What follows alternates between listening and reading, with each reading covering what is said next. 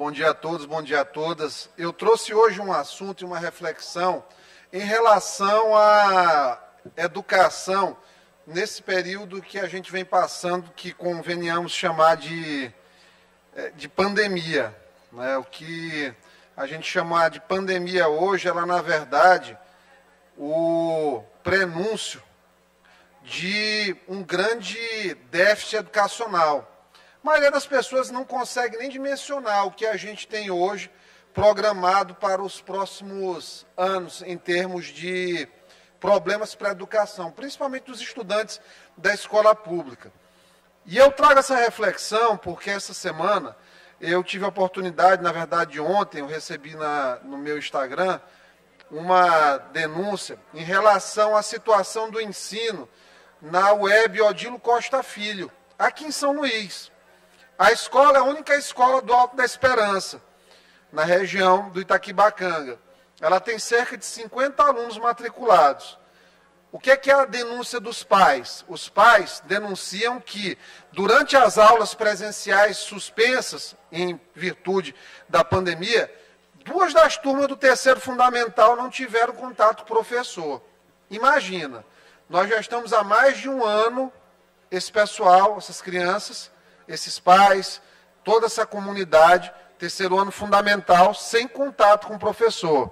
E aí, como é que têm sido feitas as aulas nesse período?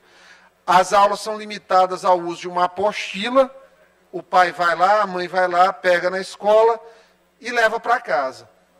O pai praticamente tem a obrigação de dar aula para a criança em casa. Por quê?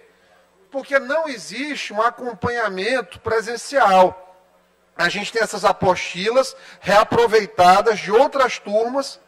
Os pais não são orientados em relação à metodologia das aulas e não possuem nenhum tipo de acompanhamento, nem pelo WhatsApp.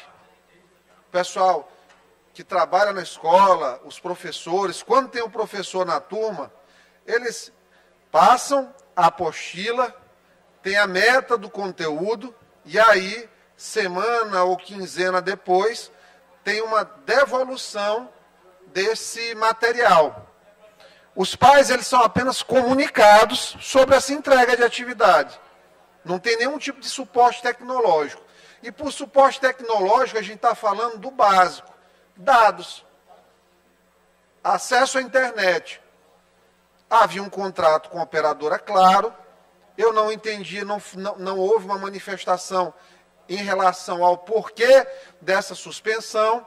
O fato é que há uma grande quantidade de estudantes da rede pública municipal de ensino que não tiveram acesso a dados. Isso não é uma questão em relação à prefeitura. Se eu receber, por exemplo, aqui, se qualquer pai ou mãe ou aluno estiver me assistindo agora pela TV Assembleia, qualquer um dos canais pela internet, quiser me fazer uma denúncia em relação à rede estadual, não tem problema nenhum. Eu vou subir aqui à tribuna. Se existir o problema de fato, nós vamos averiguar. Porque isso aqui, quem me trouxe foi uma professora da escola. Não foi um pai, não foi um aluno, foi alguém que trabalha dentro da instituição e que está angustiada com o fato de ver crianças sem aula.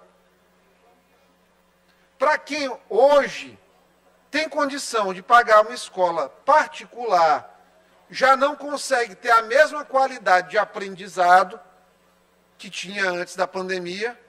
Bem aqui na escola da própria Assembleia, a gente tem aula uma semana, aula na outra semana, para os mais jovens, para as crianças pequenininhas, minha filha até estuda aqui, tem a oportunidade, fica uma semana, na outra já não fica, aquilo quebra o ritmo. Nas outras escolas também faz rodízio, na maioria delas. E aí, na escola pública, não chega ao ponto nem de ter o básico, nem um mínimo remoto. A gente pensar em álcool gel, em estrutura de sala, quando tem muita universidade privada aqui que está colocando 70 alunos numa turma, de uma maneira irresponsável, eu diria, até porque todo mundo aqui pode ter certeza, daqui a 3 meses é muito provável que volte a termos altos níveis de Covid-19 aqui no Maranhão. No Brasil vai ter. Por quê? Porque eu estou fazendo terrorismo? Não. Porque lá em Israel, que vacinou 70% da população com 2 doses, eles estão enfrentando novamente alta de casos. Eles estão tendo menor mortalidade, mas continua com alta de casos. Aqui no Maranhão, a gente vacinou 20% da população com 2 doses apenas. Estamos caminhando a passo de tartaruga, porque simplesmente as pessoas parece que desistiram de ir se vacinar. A gente não entende por quê. As pessoas parecem que se acomodaram com uma dose. Só um instantinho, já vou terminar, importante isso aqui. De acordo com os pais de alunos, uma das professoras estava doente, a outra, licença maternidade, desde janeiro. Durante esse período, nem sinal, deputado, da escola mandar um professor para substituir. Isso é uma coisa muito séria. Parece assim uma coisinha de 50 alunos dentro do universo de 86 mil, mas é uma situação que se repete sistemicamente. Nossa amiga deputada Betel aqui tem uma visão grande de pedagogia, sabe disso. Se a gente tem um sistema em que a estrutura desse sistema não colabora para termos o contato do professor com o aluno, com ferramentas básicas, se não dá para fazer presencial, eu tenho que ter o remoto funcionando. Se eu não tiver o remoto funcionando, eu não terei depois como cobrar desta criança um desempenho. E aí eu vou recorrer, deputado César, porque a gente já tem aqui em São Luís, não é do tempo do Braille, não. É de quando lá atrás, é desde lá de trás. As pessoas praticamente aprovam automaticamente. Porque nada justifica o IDEB que a gente tem com 96% de aprovação escolar, 96 a 98, que é o nosso índice. Então, estão aprovando os alunos há muitos anos, de maneira automática. E o prefeito que ficou 8 anos na cidade, que agora quer ser governador do Maranhão, e a gente respeita a pretensão, não conseguiu também mudar isso aqui. E o Braille que sucedeu está no mesmíssimo caminho, lamentavelmente. A gente quer é que o aluno tenha aula. Quando a gente traz isso aqui para a tribuna, é para chamar atenção mesmo. Porque você não pode tirar a possibilidade da pessoa transcender na vida. A gente estava voltando do interior essa semana, eu pensando ali, voltando de Morros para cá, num pós-plantão de sábado para domingo. Voltando, a gente conversando, deputado.